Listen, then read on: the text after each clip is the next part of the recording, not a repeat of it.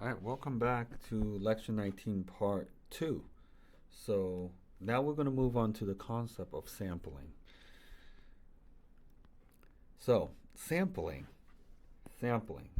Given a population of the United States is roughly 350 million, and you want to find the average height, right? Instead of sampling, right? Instead of getting samples from the entire 350 million, you might want to sample 10,000 people. Okay, so the act of collecting the data is called sampling.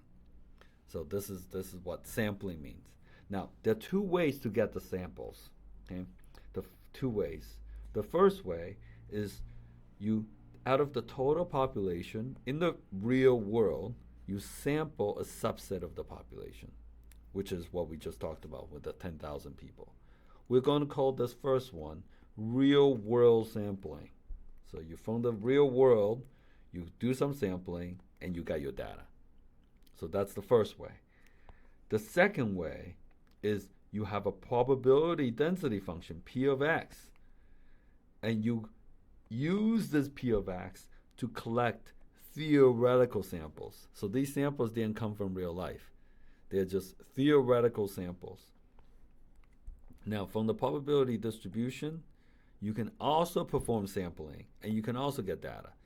So these data are from the real world, whereas these data are theoretical data that in the end, right, the theoretical data you collect will have the histogram that looks very, very similar to the real data.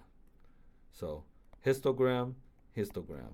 In the end, they should look very, very similar. Even though one came from real life, other one came from theoretical means. Okay. So when you sample from a probability distribution, we're performing these kind of like theoretical sampling, and we can essentially use the sampling to collect the data. And this is an example. I use theoretical sampling, and it's able to generate a distribution that's basically the same. That's basically the same as the real life data. Now, now, okay. Given some notations, do you remember for probability we represent x as the event, okay, as the event.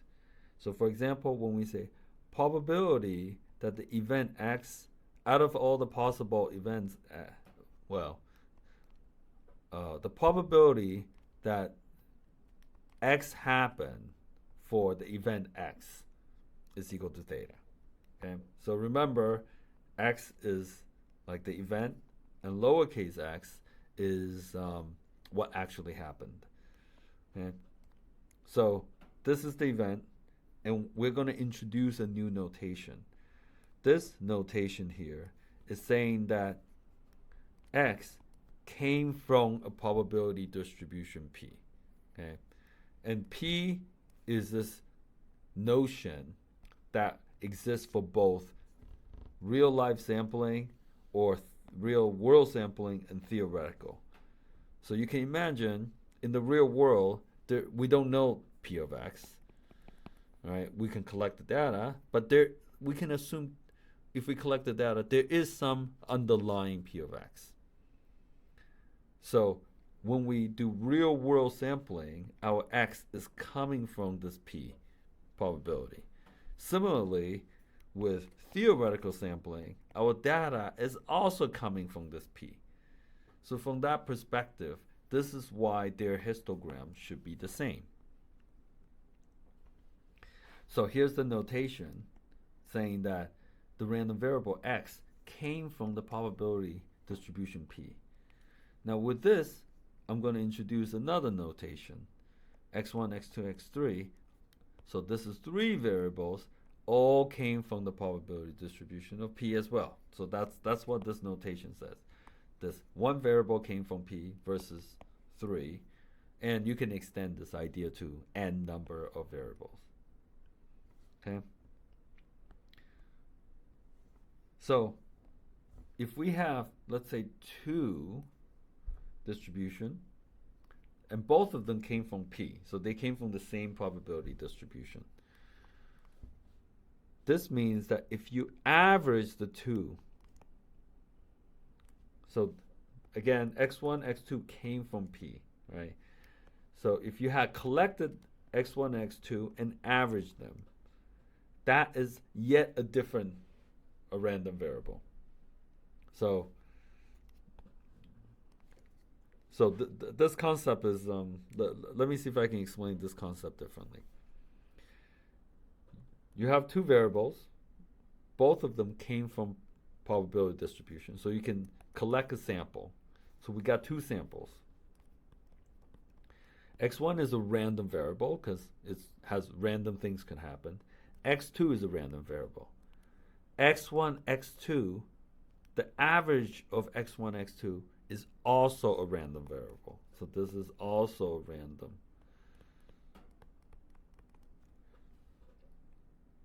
Okay, let's say P is just a uniform distribution. Okay, if P is a uniform distribution and the addition of x1 and x2 is another random variable, what would the shape of x bar look like? Well, it turns out to be a triangle. Okay? So this is not an easy concept to get. Like if you have two random variables, therefore the summation of two random variables must yield another random variable. And the shape of the random variable is not going to be the same, right? X by itself is a uniform, but 2x gives you a triangle. Okay? So the way you can physically imagine how this is drawn is, let's say you generate two samples, x1 and x2, from a uniform distribution. Okay, so you generate x1 and x2 from a uniform, and then you average that value. So after you generate maybe 0.3 and 0.8, right? Then you average the value together. So 0.11 divided by 2. Sorry, this is 1 divided by 2. So this is the average value, which is x bar 1. So this would be 5.5. Okay, so we got a 5.5. Now this is one sample for this. You do it again. You generate a sample from uniform. So maybe you got a 0.2 and a 0.8. Okay. Now you do 0.2 plus 0.8. You're averaging them, which is 0.5. And now you got, this is your second sample. So you keep collecting samples this way. And from this mechanism, out comes this distribution. So just because each one of your samples are uniform, when you average the result, it becomes something different. And that's a key point, that addition and averaging of the samples will give you a different distribution.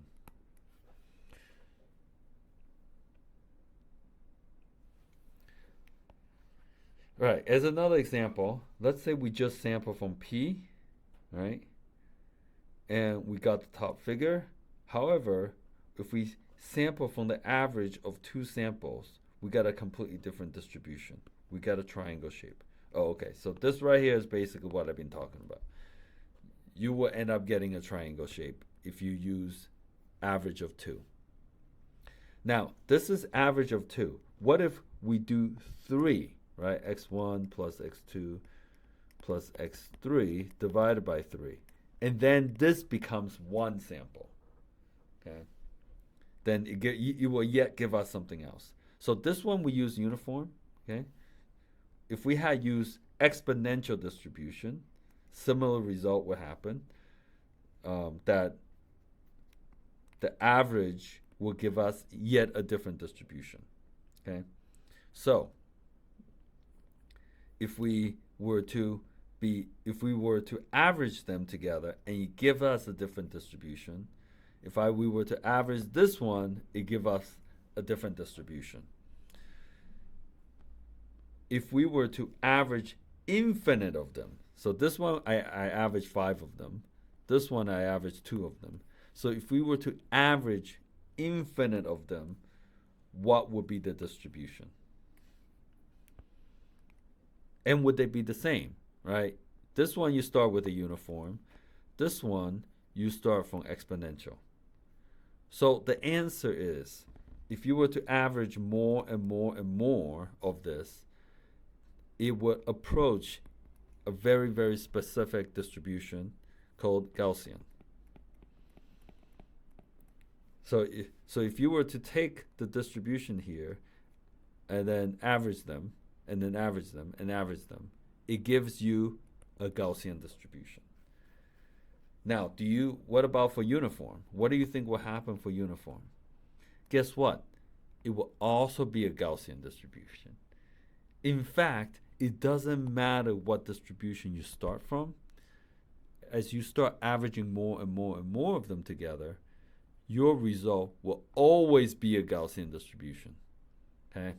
So that is essentially the reason why Gaussian distribution is a universal common denominator.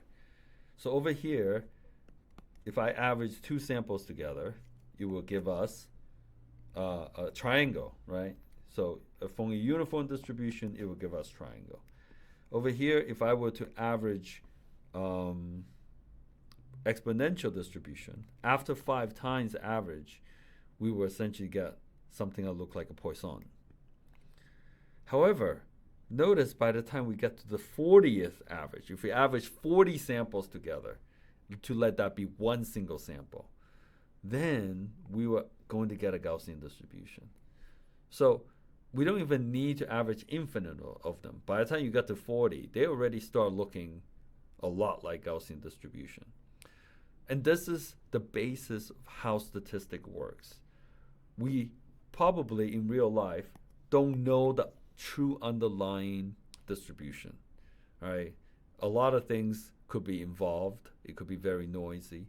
But regardless of the starting point, if you look at the events on average, and if the average is big enough, like 40, on average, then you are going to be dealing with Gaussian distributions. And this is why Gaussian distributions are so important, is because everything becomes a Gaussian distribution. Okay? And this observation, well, it's a mathematical proof, is called the central limit theorem. And this theorem essentially guarantees that no matter what the starting distribution is, as n approaches larger, as the average value becomes larger and larger, you are going to be dealing with a Gaussian distribution. Okay? And we call the central limit theorem the famous CLT, central limit theorem. So, if you know the equation for average, so let's say this is the average, and it's saying that this average, okay, this average distribution will have a distribution that came from the probability distribution of a Gaussian. And not only do we know that it will become a Gaussian, we know what the mean will be. Okay? So whatever, and this is telling you whatever the mean, original mean of x is, it's just going to be the same mean. So the mean is not going to change. And we're going to know the standard deviation and the variance, right? If the variance is whatever the variance is for the original x divided by n. So as n gets larger and larger, right, then the standard deviation will get smaller and smaller. So the central limit theorem you can think of it as 2 parts. the first part is no matter what distribution you start off with, the average of those distributions will give you a Gaussian. The part two is that not only do we know that it's a Gaussian, we know the exact shape of the Gaussian. We know what the mean is, and we know what the standard deviation is. Okay, so that is the central limit theorem, and that is why Gaussian distributions are so important. Because when in doubt, you just average a bunch of numbers, bunch of observations together, and that should essentially tell you, you just average a bunch of them together and you would have Gaussian distribution. So I wrote this code here. This is the code that essentially generates from the uniform to triangle to Gaussian. Right? So you can picture the very first one from 1 to range. So there's no looping here because range of 1 is just 1. Therefore, it's just generating n number of them. So once you generate it, I drew the histogram. So this is just generating random values, and you can see the histogram is a uniform distribution. The second one, I repeated twice. So I generated random values, and then I'm adding them together, dividing by 2. So I'm essentially averaging them. So this is averaging it twice. When I average it twice, that's how we got the triangle. Now, if I were to average this, how many times is this? I think k times. So k is 100. So I average this 100 times. Notice how it basically looks like Gaussian distribution. So you want to make sure to pause the video and really understand how central limit theorem works, right? And how it essentially yields this. In fact, from the central limit theorem, you should be able to predict what the standard deviation should be after averaging 100 times. Here is the exact same code. The only difference is instead of averaging a uniform distribution, we are averaging an exponential distribution.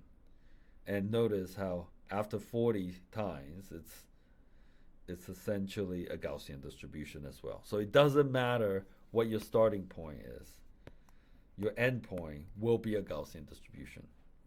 So now let's pause the video and see if you can practice your understanding. Okay, let's assuming this is the mean, right? Then what would be the mean, variance, and standard deviation of this? Okay. Now remember,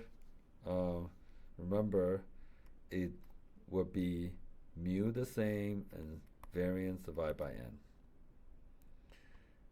Now write the approximate equation for distribution. So you should be able to write this equation based on this. Okay, so the solution is here. Over here, this is the equation. You know that the standard deviation is 1, therefore it will be 1 over 100. Now, central limit theorem is really key if you want to understand this thing called hypothesis testing. Okay, and let's look at an example problem. Let's say a really famous researcher that you respect came to you and said, I've done an extensive study on the population of Northeastern University. For my research, I conclude that the average height of an NEU student is 3 feet tall. So, 3 feet tall. Do you think this person is right? Well, since this researcher is really famous, it's hard to believe that he would be wrong, but it is possible. So the claim doesn't sound right to you.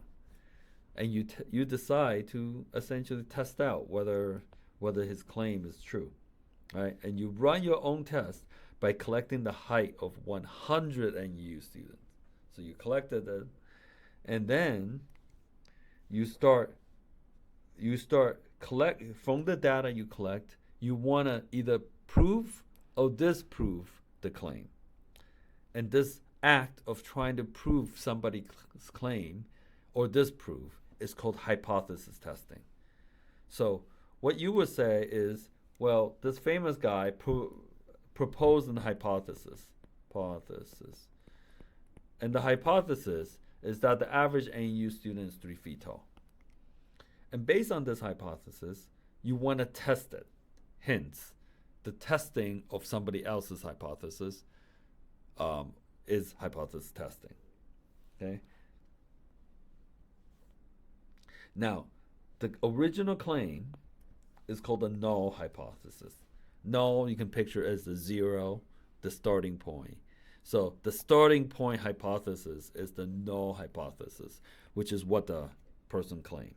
And the goal is to collect your own data and compare your result to the null hypothesis and see if it's true. Since giving enough samples, the average distribution is always a Gaussian, right? This gives us a default distribution to use. So we can just use Gaussian, assuming that the height will ultimately become Gaussian, and use that to make some observations. So very important key to realize in hypothesis test is that after you collect your 100 samples, you know exactly what the distribution should look like if the average height is indeed 3. So let's say if it's 3 here, right, it should look very, very similar to this, which is the claim. So this is the null hypothesis, the starting point. However, if you got your average to look like here, then you're going to start questioning that, like, maybe the average height is taller, right? But if it's 3.2, you can still argue that maybe you just didn't collect enough data so that there's a slightly off. However, if your result is 5.6, actually 5.5, if your result is 5.5, so this is your data, and this is the original claim, null hypothesis. If you start seeing this big of a difference, then you can pretty confidently say that the researcher's wrong, right? So the way we look at it is essentially you will get an average as well. So the starting point is 3, right? That's the assumption. And then you're going to be able to calculate, let's say you say it's 3.2. So your average is 3.2. Therefore, the probability of getting 3.2 and worse would be a pretty small number. However, if you found that it's more than 3.2, it's like 5.5, right? 5.5. So the probability of getting whatever you get will be like 0.0000001. So it's very, very unlikely. And we call this the p-value. If the p-value is small enough, right? Normally 0.05 is small enough. When it's small enough, that's when we can say we are going to reject the null hypothesis. The average height of Northeastern student is not 3 feet. And you provide the p-value. And p-value basically tells you how confident you are, because the probability is so low to get a 5.5 that, like, you know, it's basically 0.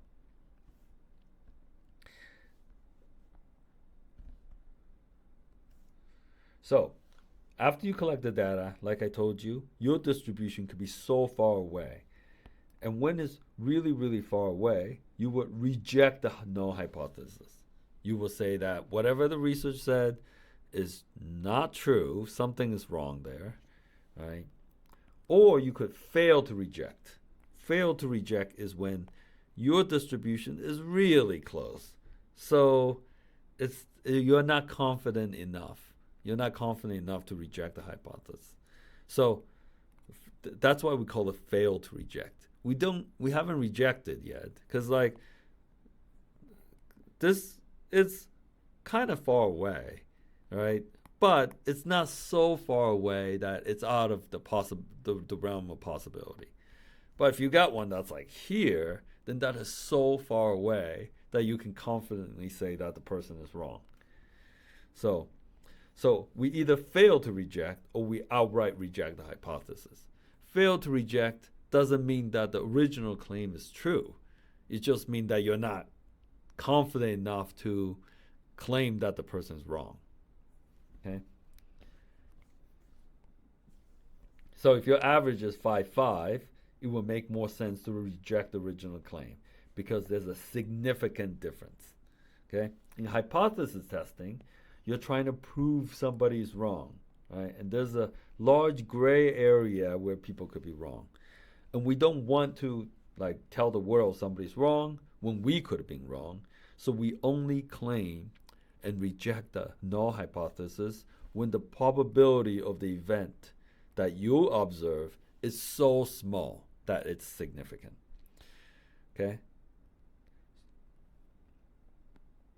All right, let's see at this point you can practice your understanding.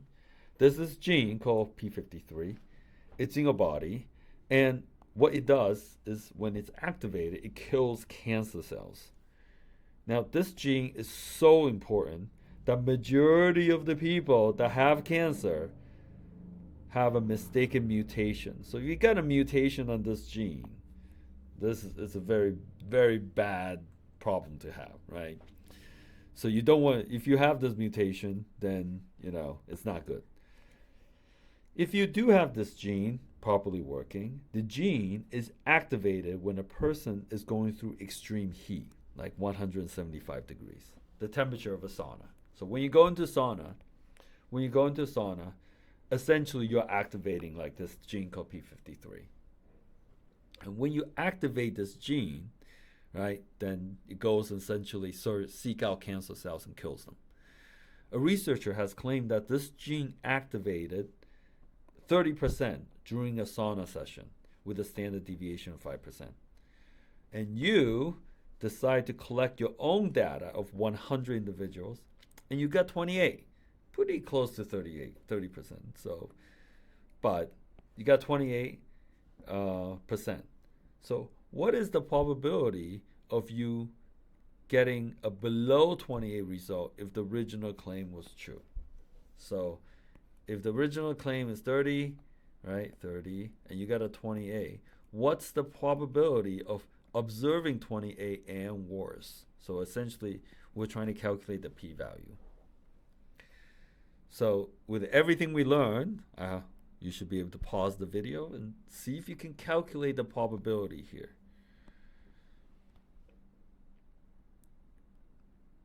Okay, so here's the solution.